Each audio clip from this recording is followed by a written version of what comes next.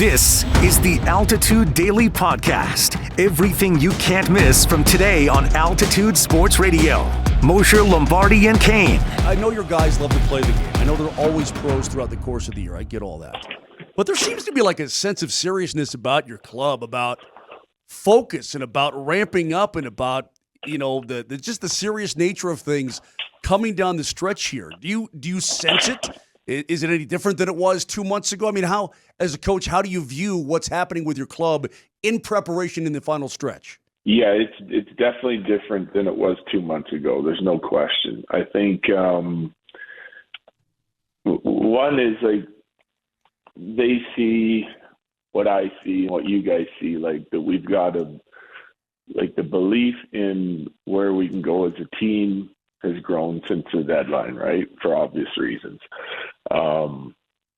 And we had a similar vibe in 2022. Like that was a serious team. Now they like to have fun and they like to, you know, enjoy the game and enjoy each other and all that. But when it came to our approach to the games, like it was high standard all the time, developing good habits that we felt like could help us win the whole thing, right? And they accomplished that.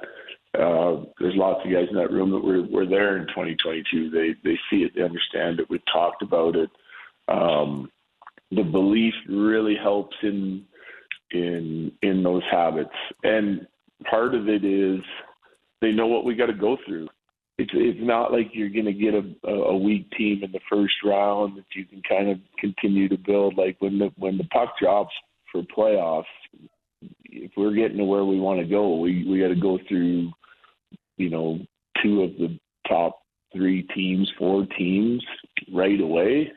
Us being one of them, like in our division. So it's a tough division. We're going to have to beat a team that's as good or better than us out of the gate, and probably going to have to beat a team that's as good or better than us again if we're able to advance. So, you know, that's our guys' focus. The Altitude Daily, the morning sprint. What's the one physical attribute when you watched Russell Wilson in Denver in 2023 and in Pittsburgh in 2024? What's the one physical thing that he still does at an elite level for bigger receivers? Or off-schedule plays where he gives them the ability to go up and get a football. Say that again, the last part. Gives his wide receivers the ability to win a jump ball. Amen. Who they got playing receiver there? Malik Neighbors. Mm-hmm. I don't know who their other guys are. Is he pretty good in that space? Yeah, Malik had a very good rookie season. Right. I think that football coaches are human beings. Football franchises are built like businesses in the sense when you tried something 1 year and it did not work, and that is you doubled down behind one quarterback. You doubled down in the New York Giants franchise with Danny Dimes as your quarterback. That did not work at all in multiple years, really.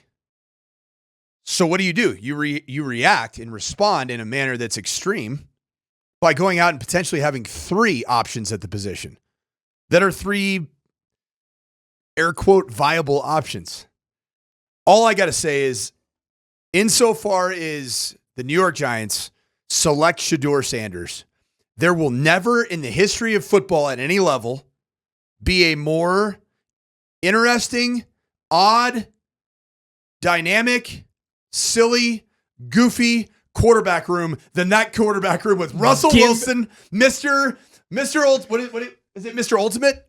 Mr. Unlimited. There you go, Mr. Unlimited. I listened to that yesterday, by the way. I was like, oh my gosh, I can't believe this. Yeah, it's unbearable. With handing out W cookies, Mr. Jameis Winston eating just the W's in Campbell's noodle soup, alphabet soup. You're forgetting about the best part of the quarterback room. And then you got to throw off that rollie. You got to show that rollie to the world in Shedeur Sanders. You're still missing the best part of the quarterback room. Tommy Cutlets? Mr. Fedora in black pinstripe suits. Yeah, and his agent, Sean Stellato. That's what I need. I mean, honestly, could you imagine? If they draft Shedeur and HBO doesn't force Hard Knocks on the Giants, I would be devastated. It's got to happen.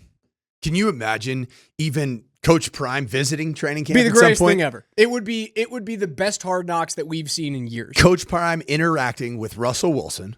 That would be, who knows? If it was recorded, their first interaction be unique. The Altitude Daily. Columbus, Hastings, and DMAC. Will the Giants still be interested in Shedeur? I don't think so. I think they'll draft a CU player, though. I mean, guys, they've got quite a bit of money committed to those two guys now. I mean, between Jameis Winston and Russell Wilson, that's a decent chunk of money. That's what's guaranteed to Jameis Winston? I'll look it up. 5? I mean, I know he signed a 2-year, $8 million deal.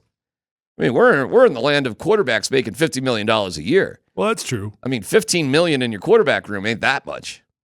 Not really. You know, you got back. It's enough you ain't cutting them. Is it enough that you won't draft Shedeur? That's the big question.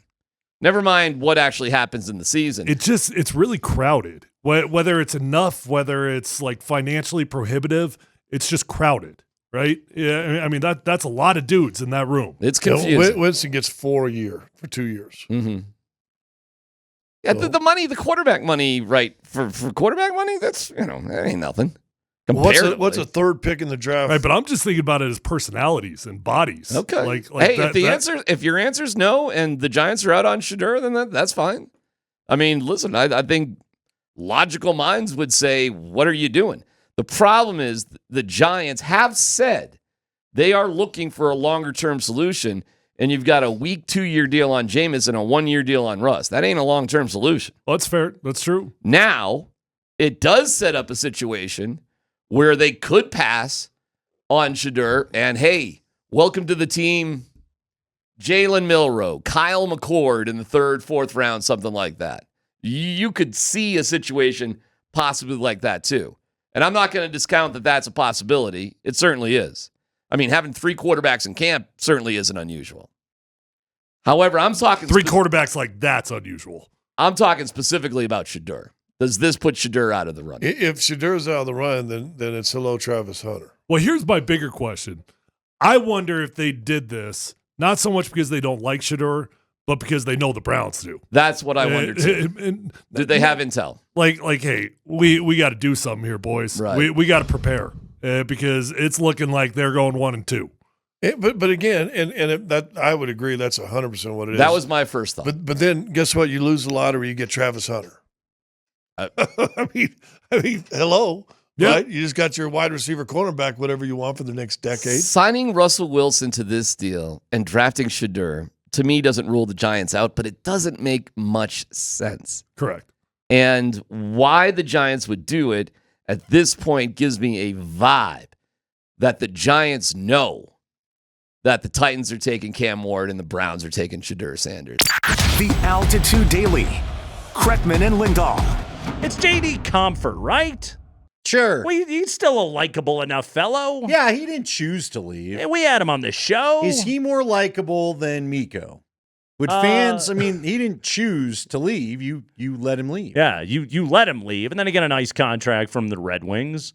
It's a good question because he wasn't like half or maybe. Fans get angry when it feels like the player wanted to leave, and then I think the big interview with Miko prior to the Dallas game where he almost broke down in tears and basically admitted, I didn't want to leave here. Yeah. I was playing stupid poker thinking that I had a better hand than I did, and now here I am moving twice in a month. And now I'm a member of the and Dallas now I'm in Stars. Dallas, which is better than Carolina, but still apparently not where I wanted to be. But also, like, okay, so it's a different exit, but also, the stay was so different. Miko's one of the great players in Avalanche history, and JT Compher, again, while a very nice guy, is JT Compher. Yeah, but he was kind of a cult hero. A lot of people seem to like him. I'm trying to think of, you go back to the great Bronco teams, there's always the cult guy. Like Bill Romanowski was a cult hero. Was he one of the best players on the team? No, and I think he was better than what JT was to the to the Avs, but look at Cody McLeod, a fan favorite, is what you're talking about That's right there. Our guy, yeah, our guy. Mm-hmm. He'd win some faceoffs. He'd fight a couple dudes. He'd score a couple goals. See, but here's what's weird about it is we would call a guy like that a fan favorite, and yet way more fans had Mikko Rantanen jerseys than JT Compher's, which would then suggest really that the fans' favorites are actually like Nathan McKinnon, Cale Makar, and Mikko Rantanen. It's a weird sports term. It's like something we bestow upon sort of like sub-star level players on the roster that we like. Like, he's a fan favorite. Like, on the Nuggets, when you say, like, Aaron Gordon is the fan favorite, he's Mr. Nugget. He's AG, right? Yeah, but see, Gordon to me is like the Mikko of the Nuggets, if you will. Ooh. Because he's part of the core, to your your point. Sure. Let's go ahead and do this. We didn't mean to show up here, but here we are. All right, here we go. Every town has got the guys they love that probably not nationally they're completely clued into. That's what I'm talking about with JT Compher. Of course, right? Yeah. So I think fans know, like you said it best, he got a nice contract. The Avs are up against the cap, so we love you. But not that much. Hey, good luck to you, bud. Good luck. Thank you. Thank you for stopping by. Thanks for hanging out. Thanks for being a good Av. So as we sit here today, who is the Avalanche's fan favorite? Well, I that's a great question. That's why I asked you. You know what? Logan O'Connor probably be in that category. Would he not? DU Pioneer? Yes. A guy we love having on the show. Friend of the program. Like he took the JT Compher role. He comes on like Ross Colton about as much as anybody else. Scored an empty netter last night, LOC. He's got speed. He does have a skill set. You notice it when he's hurt. Okay, I mean, LOC. he's missed, but he's not the crush. He's not crushing when he's gone. Who is the Denver Nuggets fan favorite Peyton Watson, right now? maybe? Oh, P-Watt. I don't know. He's been so up and down. See, I would put Russ into the cat. It's got to be like the popular bench dude, wouldn't you say? You've been listening to the Altitude Daily. Catch us live weekdays on 92.5 FM, the Altitude Sports Radio app, twitch.tv/AltitudeSR, youtube.com/Altitude Sports Radio, and your favorite smart speaker. Say Altitude Sports Radio.